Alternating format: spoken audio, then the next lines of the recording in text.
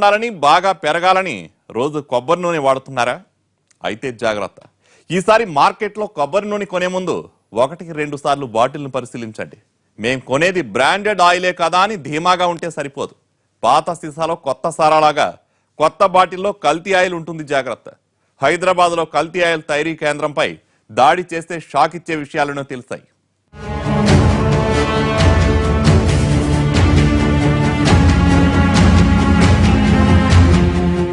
వందల సంఖ్యలో ఉన్న ఈ బాటిల్స్ చూసారా? చూస్తుంటే ఇవన్నీ ఓ ప్రముఖ బ్రాండ్ కొబ్బరి నూనె బాటిల్స్ లా ఉన్నాయి కదా. మీరు అక్కడే పొరపాటు పడ్డారు. ఇవన్నీ బ్రాండెడ్ బాటిల్స్ కావు, అలా ఉన్నాయంతే.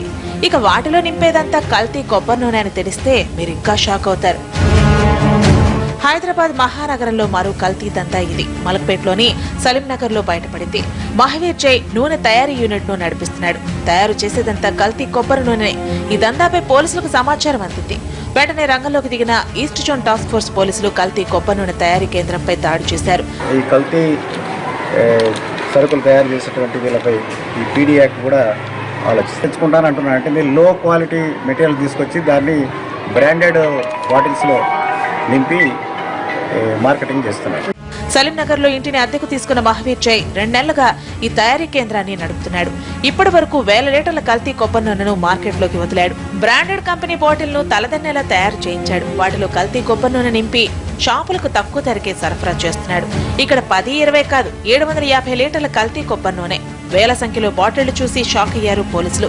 కల్తీ కొబ్బరి నూనె తయారీకి ఉపయోగించిన యంత్రాలను సీజ్ చేసిన టాస్క్ ఫోర్స్ బృందం నిర్వాహకుడిని మలక్పేట పోలీసులకు అప్పగించింది.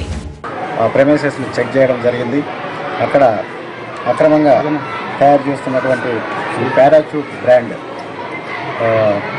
మెటీరియల్ సీజ్ చేయడం జరిగింది. అందులో 1500 బాటిల్స్ 100 ml, 1000 బాటిల్స్ 175 ml, తర్వాత 1800 బాటిల్స్ 250, అలాగే ఒక 500 ml బాటిల్స్ని సీజ్ చేయడం జరిగింది.